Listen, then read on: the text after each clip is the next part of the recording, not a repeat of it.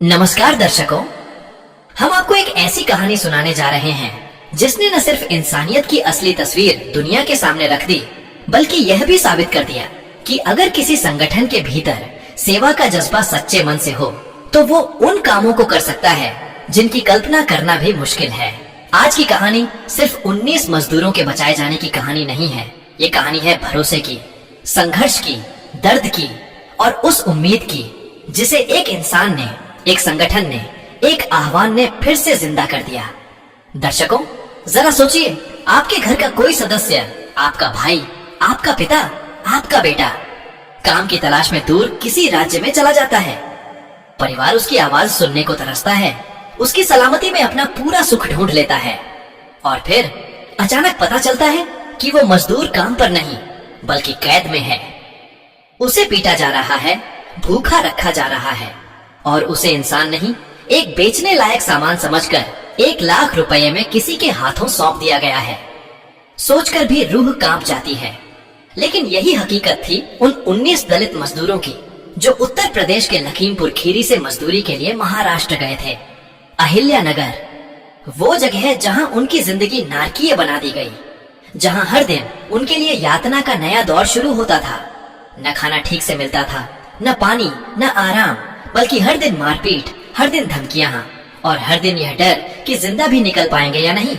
और इन सब के बीच इन मजदूरों की एक ही ख्वाहिश बची थी, घर लौट जाए, बस घर लौट जाए किसी भी तरह। लेकिन लोकेशन भी सही से नहीं पता थी। आसपास घने जंगल, खतरनाक भट्टे और उन पर पहरा देने वाले लोग। कोई रास्ता था ही नहीं। लेकिन कहते हैं ना, जब उम्मीद बाकी न रहे तभी असली उम्मीद जन्म लेती है। और ऐसा ही हुआ। 27 नवंबर की रात मजदूरों में से एक ने किसी तरह एक कॉल किया। फोन पर कांपती आवाज, हवा से भी धीमी और दर्द से भीगी हुई। उसने कहा, भैया हमें बचा लो, हमारी बात चंद्रशेखर आजाद से करा दो, हमें यहाँ से निकाल लो, नहीं तो हम मर जाएंगे। दर्शकों, उस रात एक टूटे हुए आदमी की आवाज नहीं थी, वो पुकार थी, वो चीत्कार थी, वो इंसानियत का सबसे दर्द भरा दस्तक थी। और यह आवाज पहुंचती है भीम आर्मी के लोगों तक। वीडियो में रामगोपाल देव जाटव नाम के मजदूर की आवाज आज भी हर उस शख्स के कानों में गूंज रही है जिसने उसे सुना। वह रोते हुए कहता है, हमारा तन मन साफ है, हमने किसी का कुछ नहीं बिगाड़ा। अगर आज भाई चंद्रशेखर हमारे लिए इतना कर रहे हैं तो मैं उनके लिए अपना तन मन सब लुटा दूंगा। मेरे माता पिता कोई नहीं है, मैं चंद्रशेखर भाई को ही अपना माता पिता मानता हूँ। यह शब्द दिल को चीर देते हैं। और यह वीडियो जब चंद्रशेखर आजाद तक पहुँचता है तो दर्शकों, कहते हैं ना कि किसी नेता का असली चरित्र उसके फैसलों से झलकता है। चंद्रशेखर ने 1 सेकंड भी नहीं लगाया। बिना देर किए, बिना मीटिंग, बिना चर्चा, उन्होंने तुरंत आदेश दिया, टीम को भेजो, अभी अभी निकलो, देर नहीं होनी चाहिए। और फिर शुरू होता है वो मिशन जिसे बाद में नाम दिया गया, ऑन ऑपरेशन आजादी। भीम आर्मी की टीम बिना रुके, बिना सोए, एक रात और एक पूरा दिन इन मजदूरों को ढूंढने में लग जाती है। लेकिन मुश्किलें आसान नहीं थीं। मजदूरों की लोकेशन गलत थी, कई बार लोकेशन बदल चुकी थी, मोबाइल नेटवर्क नहीं था, जंगल घने थे, रास्ते खतरनाक और भट्टा मालिक बेहद हिंसक। टीम के सामने हर कदम पर खतरा था।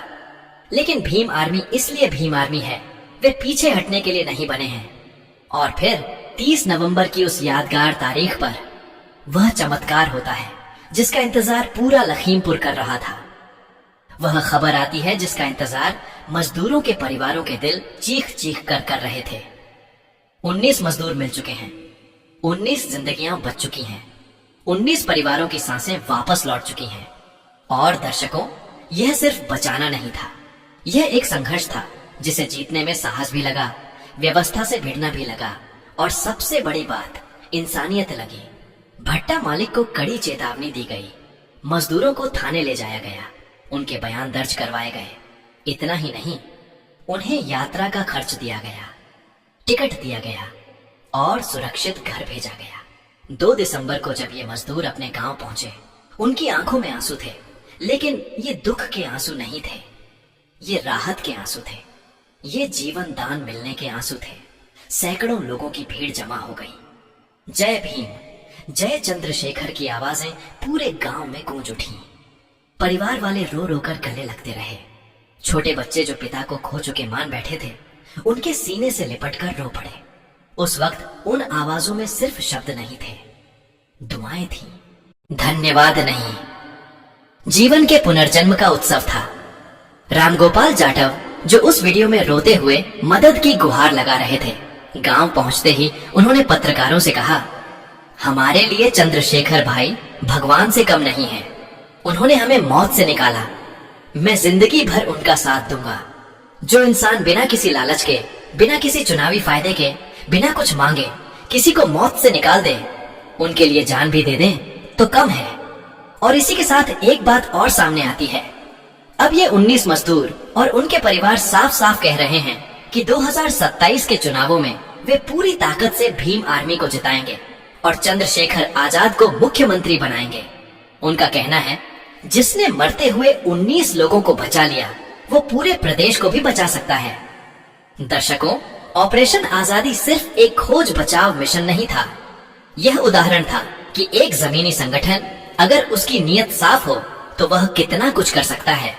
यह उदाहरण था कि जब सत्ता बेबस कर दे, जब प्रशासन विफल हो जाए, जब सरकार की नीतियां मजदूरों को सुरक्षा न दे पाए, तब एक संगठन उन्हें नया जीवन देता है। और इसे देखकर एक सवाल उठना स्वाभाविक है, क्या वाकई आने वाले चुनावों में दलित समाज, वंचित समाज, मजदूर वर्ग पूरी शक्ति से एकजुट होकर चंद्रशेखर आजाद के साथ खड़ा होगा? क्या वो उत्तर प्रदेश की राजनीति में एक नया इतिहास लिखेंगे? क्या दलित आंदोलन एक बार फिर राजनीतिक रूप से अपनी आवाज बुलंद करेगा? दर्शकों, यह सवाल बड़े हैं और जवाब समय देगा। लेकिन एक बात आज साफ हो चुकी है, भीम आर्मी ने इंसानियत की वह मिसाल पेश की है जिसकी जितनी तारीफ की जाए कम है। सत्ता बदलने से पहले इंसान को बचाना जरूरी है और संगठन ने वही किया। भट्टी मालिक जिसने 19 मजदूरों को 1-1 लाख रुपए में बेच दिया था, जो उन्हें मारता था, भूखा रखता था, धमकाता था, उसके सामने खड़े होकर भीम आर्मी ने कहा, इंसान बिकते नहीं हैं, इंसान बचाए जाते हैं। और यही है उस संगठन की ताकत जो सड़कों पर पसीना बहाता है, जो गाड़ियों में नहीं जनता के बीच खड़ा होता है।